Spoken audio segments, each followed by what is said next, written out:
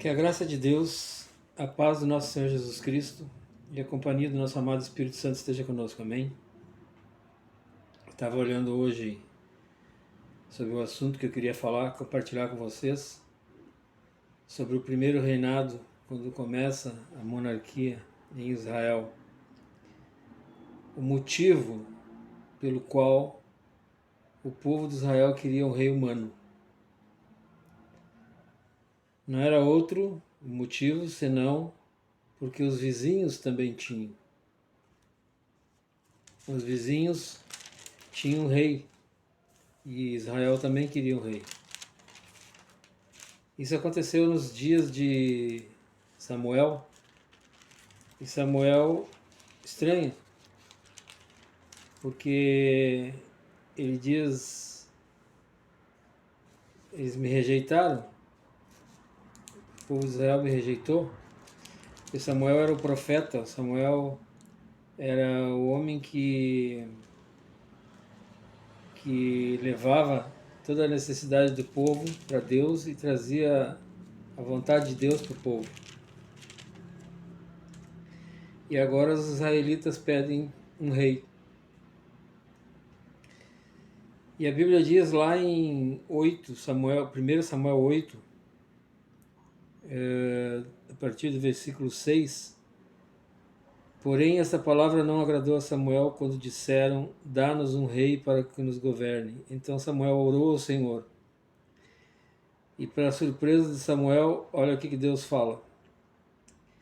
Disse o Senhor a Samuel: atende a voz do povo em tudo quanto te diz, pois não te rejeitou a ti, mas a mim,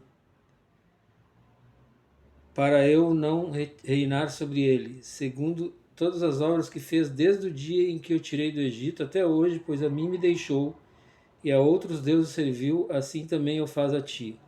Agora, pois, atende a sua voz, porém adverte-o solenemente e explica-lhe qual será o direito do rei que houver de reinar sobre ele. E aí Samuel explica: vocês querem um rei, só que esse rei vocês têm que obedecer. Ele tem direitos.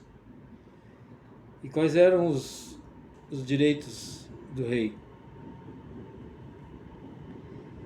Ele será o direito do rei. Esse será o direito do rei que houver de reinar sobre vós. Ele tomará os vossos filhos e os empregará no serviço dos seus carros e como seus cavaleiros para que corram adiante deles. E os porá uns por capitães de 1000 e capitães de 50, outros para lavrarem os campos e ceifarem as suas messes, e outros para fabricarem armas de guerra e o aparelhamento de seus carros. Tomará as vossas filhas para perfumistas, cozinheiras e padeiras. Tomará o melhor das vossas lavouras e das vossas vinhas e dos vossos olivais, e o dará aos seus servidores. As vossas sementeiras e as vossas vinhas dizimará para dar aos seus oficiais e aos seus servidores. Também tomará os vossos servos e as vossas servas, os vossos melhores jovens e os vossos jumentos, e os empregará no seu trabalho. Dizimará o vosso rebanho, e vós lhe sereis por servos. Então, naquele dia clamareis por causa do vosso rei que houverdes escolhido, mas o Senhor não vos ouvirá naquele dia. Porém o povo não atendeu a voz de Samuel e disse: não, mas teremos um rei sobre nós, para que sejamos também como todas as nações. O nosso rei poderá governar-nos, sair adiante de nós e fazer as nossas guerras. Ouvindo, pois, Samuel todas as palavras do povo, os repetiu perante o Senhor. Então o Senhor disse a Samuel: atende a sua voz, estabelece-lhe um rei. Samuel disse aos filhos de Israel: volte cada um para a sua cidade. Então o povo realmente estava determinado a ter um rei humano. Eles estavam, aos olhos de Deus, eles estavam rejeitando o reinado de Deus. Mas Deus aqui faz a vontade do povo e Samuel avisa o povo. Todos os pecados que o povo tinha, ainda agora rejeitaram a Deus. E o povo reconhece. Reconhece o erro, que foi eles escolherem um rei. E Samuel já tinha ungido Saul. Samuel unge Saul, Deus manda Saul até Samuel, e aí depois Samuel chama o povo para conversar, e o povo reconhece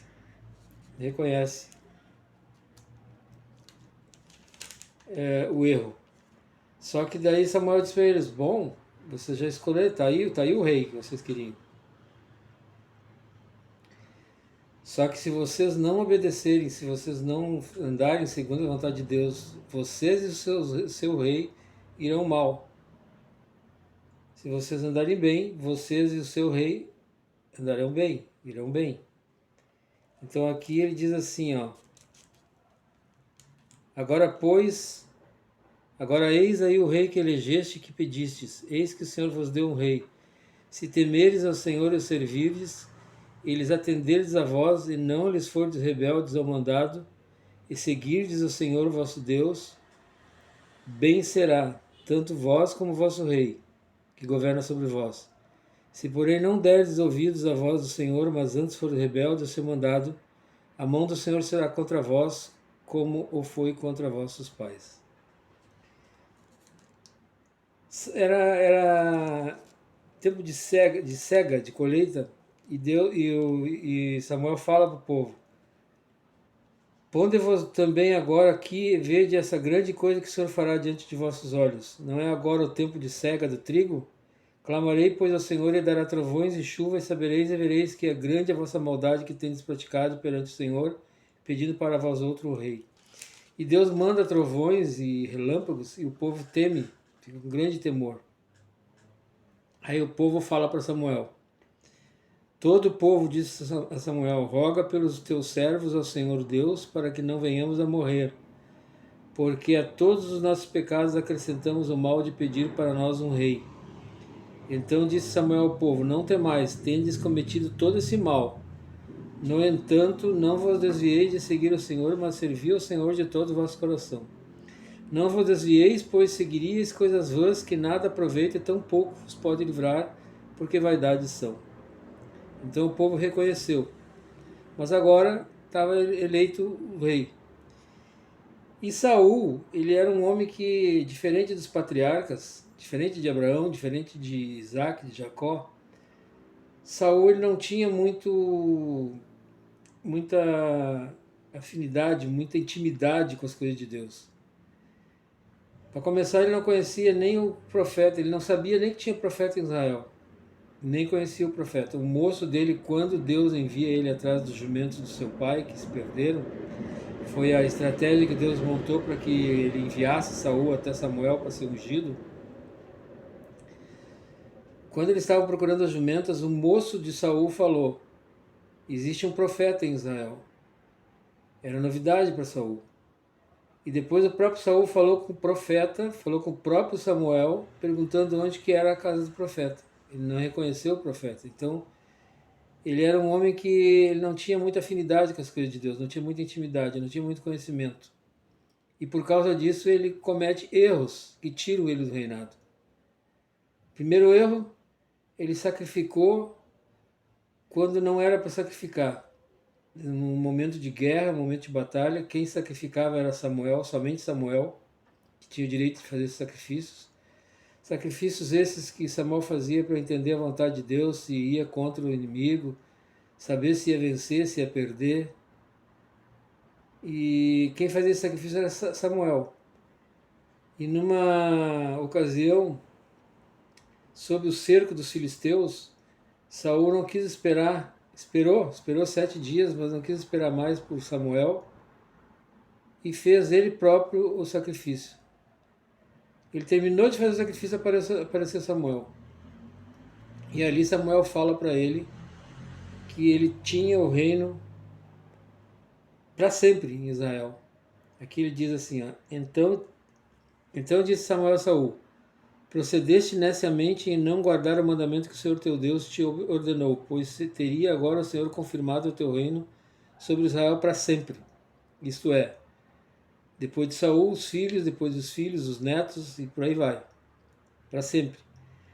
Mas já agora não subsistirá o teu reino, O Senhor buscou para si um homem que lhe agrada e já lhe ordenou que seja príncipe sobre o seu povo, porquanto não guardaste o que o Senhor te ordenou. E tem mais.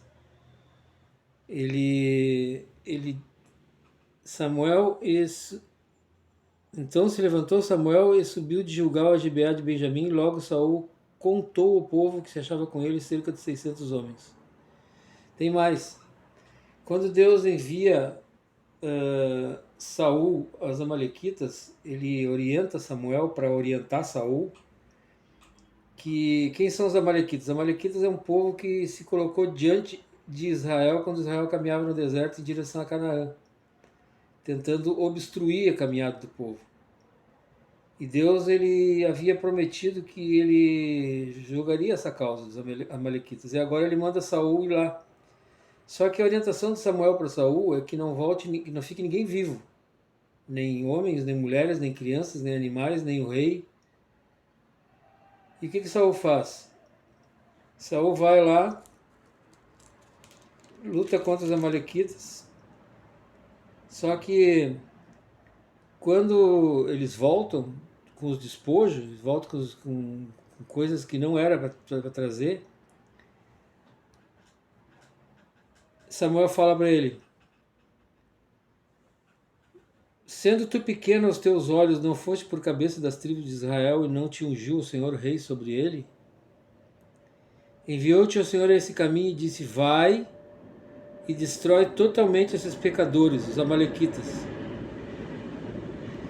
e peleja contra eles até exterminá-los, porque pois não atentaste à voz do Senhor, mas te lançaste ao despojo e fizeste o que era mal aos olhos do Senhor? Então disse Saul a Samuel: pelo contrário, dei ouvidos à voz do Senhor e segui o caminho pelo qual o Senhor me enviou, e trouxe a Agag, rei de Amaleque, e os amalequitas a destruir totalmente. Mas o povo tomou do despojo ovelhas e bois, o melhor do designado à destruição, para oferecer ao Senhor teu Deus em Gilgal. Quer dizer, ele pensou assim: já que esses bois são bonitos e vistosos e vão ser destruídos, vamos tirar eles para sacrificar ao Senhor. Mas não era o que o Senhor tinha pedido. Porém Samuel disse: tem porventura o Senhor tanto prazer em holocausto e sacrifício quanto em que se obedeça a sua palavra? Eis que o obedecer é melhor do que o sacrificar, e atender melhor do que a gordura de carneiros. Porque a rebelião é como o pecado de feitiçaria, e a obstinação é como a idolatria e culto a ídolos do lar. Visto que rejeitaste a palavra do Senhor, ele também te rejeitou a ti hoje, para que não sejas rei. Saul pede, então, ele se arrepende e pede para Samuel ir adorar o Senhor com ele junto, pedir para que as coisas voltem ao normal, né? Que Deus perdoe. Mas aqui Samuel diz assim, ó: não tornarei contigo, visto que rejeitaste a palavra do Senhor, já ele te rejeitou a ti, para que não seja rei sobre Israel. Virando-se Samuel para Seir, Saul segurou pela orla do manto e esse se rasgou. Então Samuel lhe disse: o Senhor rasgou hoje de ti o reino de Israel e deu ao seu próximo, que é melhor do que tu. Então fica claro que os erros de Saul se devem pela falta de intimidade com as coisas de Deus, pela falta de conhecimento. Eu costumo dizer sempre que aquilo que a gente crê, a gente obedece. Aquilo que nós cremos, nós obedecemos. Como vamos obedecer naquilo que não cremos? Né? Por isso que a fé é uma palavra poderosa na Bíblia. Por isso que a fé é uma palavra que vem diante de tantas outras palavras quando se fala no reino de Deus. Porque nós precisamos crer, mesmo naquilo que não vemos. Mesmo naquilo que não vemos, que não entendemos. Vindo da parte de Deus, nós precisamos crer. Porque aquilo que cremos, nós obedecemos. E quando nós não temos esse conhecimento, nós não temos essa intimidade, e por isso é importante ler a Bíblia, nós erramos. Nós erramos feio, erramos na presença de Deus, nós não valorizamos, nós colocamos fora, muitas vezes, as coisas que Deus nos presenteia. Então é importante que a gente leia a Bíblia para entender essas questões. Dali para frente, Samuel é enviado então a Jessé, que é o pai de Davi, e Samuel vai ungir Davi.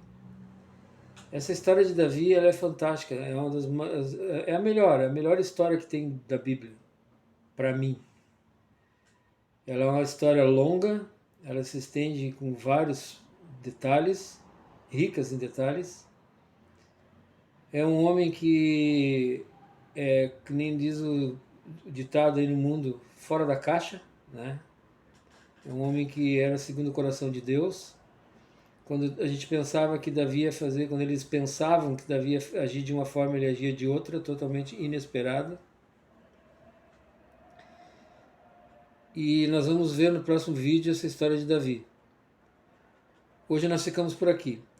Eu gostaria que vocês compartilhassem e curtissem esse vídeo para que mais pessoas estivessem junto agora no próximo vídeo ouvindo a história de Davi. E assim como a história de Saul, ela nos ensina que estamos onde estamos hoje em função das decisões que tomamos. Significa que o futuro, nosso futuro, vai depender também das decisões que tomamos a partir de hoje. E para nós tomar a decisão certa, precisamos estar em contato, em sintonia com Deus, em sintonia com o reino de Deus. Nós precisamos construir algo para Deus. Construir algo para Deus, por mais simples que seja, mas construir algo para Ele. Se levantar de manhã, que seja mais cedo para Ele. Se for ler a palavra, que seja no primeiro horário.